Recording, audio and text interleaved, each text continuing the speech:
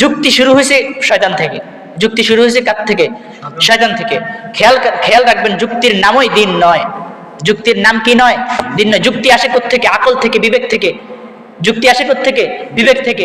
কিন্তু বিবেকের কাজ যেখানে গিয়ে শেষ, ওহির কাজ সেখান থেকে শুরু হয়। বিবেকের কাজ যেখান থেকে কি শেষ, ওহির কাজ সেখান থেকে কি শুরু। মানুষ জানে দুই ভাবে, তিন ভাবে। মানুষ জানে কয় ভাবে? মানুষ ইলম অর্জন করে তিন ভাবে। একটা হলো পঞ্চ ইন্দ্রিয়ের মাধ্যমে, 2 নাম্বার আকলের মাধ্যমে, 3 নাম্বার ওহির মাধ্যমে। এই 3 জিনিসের মাধ্যমে মানুষ জানতে পারে, এর বাইরে না। পঞ্চ ইন্দ্রিয় তো বুঝেন, চোখ দিয়ে আমি দেখতেছি, আমি আপনাদেরকে দেখতেছি, এখানে কতজন মানুষ আছে এটা আমি দেখতেছি বিধায় আমি বলতে পারবো। তো এখানে আমার আকলের কাজ নেই, মানে আকল দিয়েই একমাত্র না, এখানে আমার পঞ্চ ইন্দ্রিয় দিয়ে হয়ে যায়। কতজন এখানে মানুষ আছে আমি বলতে পারবো। পঞ্চ ইন্দ্রিয়ের কাজ যেখানে গিয়ে শেষ হয়, আকলের কাজ, বিবেকের কাজ সেখান থেকে শুরু হয়।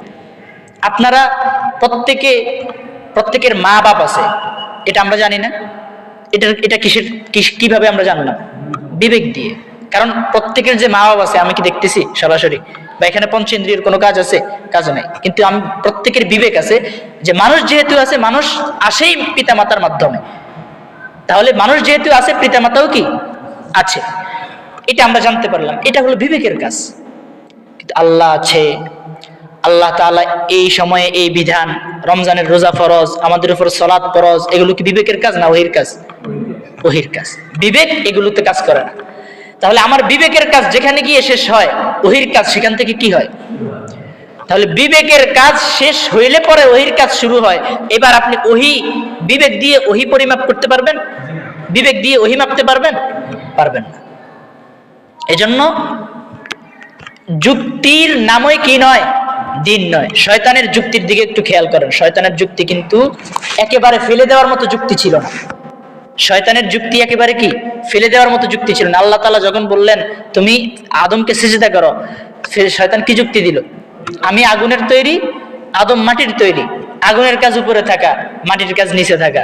আমি আগুনের তৈরি হয়ে মাটির তৈরি মানুষকে সিজদা দিব কেন? এখন আপনি চিন্তা করেন, যুক্তিটা কিন্তু ঠিক আছে। যুক্তি কি ফালাই দেওয়ার মতো যুক্তি ঠিক আছে, কিন্তু মালিকের সামনে যুক্তি চলে না। মালিকের সামনে কি? মালিকের সামনে একমাত্র আনুগত্য চলে।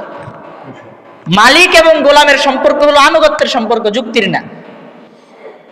কথা বুঝেন নাই? আপনি আমাকে একটা আদেশ দিছেন, আমি আপনাকে যুক্তি দিব কখন? যখন আপনার আদেশ আমি নির্দ্বিধায় মানতে বাধ্য না, তখন আমি আপনাকে যুক্তি দিব। কিন্তু আপনি যখন আমার মালিক, আমি আপনার গোলাম, আমার কাজই হলো আপনার আদেশ পালন করা, এখানে যুক্তি চলে না। শয়তানি জায়গায় ভুল করছে। তাহলে যুক্তির নামও ইসলাম নয়।